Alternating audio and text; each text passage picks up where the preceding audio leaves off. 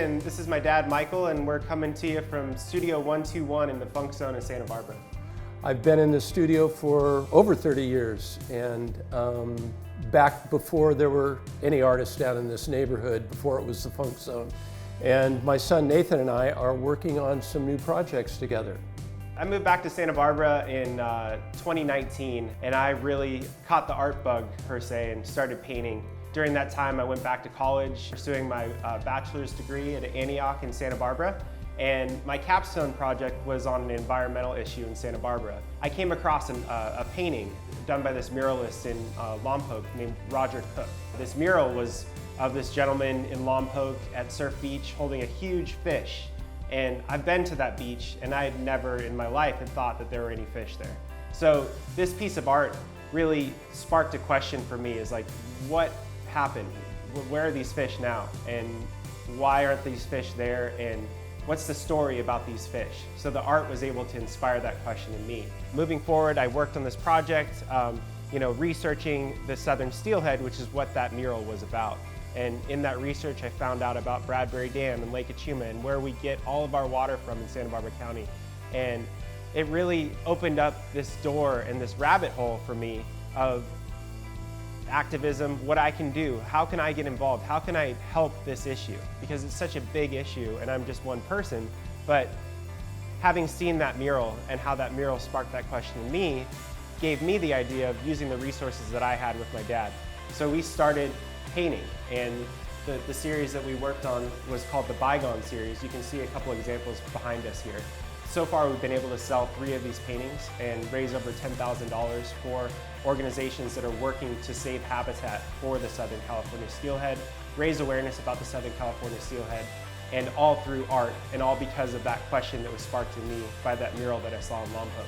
And moving forward, we started this organization called Illuminate Conservation, where we'll be able to bring on other artists, where other artists can represent other endangered species, threatened habitat, and do the same thing that we did with the southern steelhead.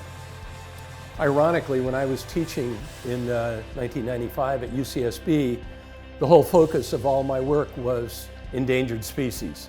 Having Nathan come in and re-energize me to what I had been doing before was very exciting for me, to be able to re-engage with some of the ideas that I had had when I was doing more environmentally based work.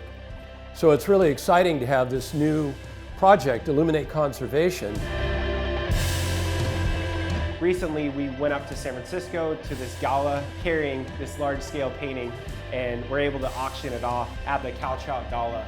And it was really, really great to see the reception that we got from this audience of fish lovers and people that want to protect habitat for the future generations.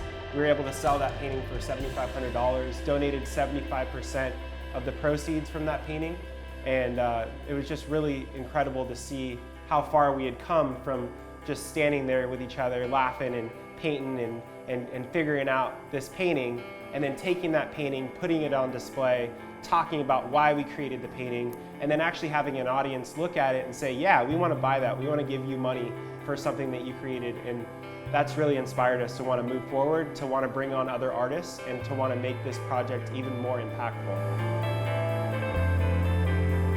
Whether you're a photographer, or you're a painter, or you're a writer, we're interested in you because we feel like all of these different skill sets are really powerful. And if we can just affect one person, just like I was affected by that mural.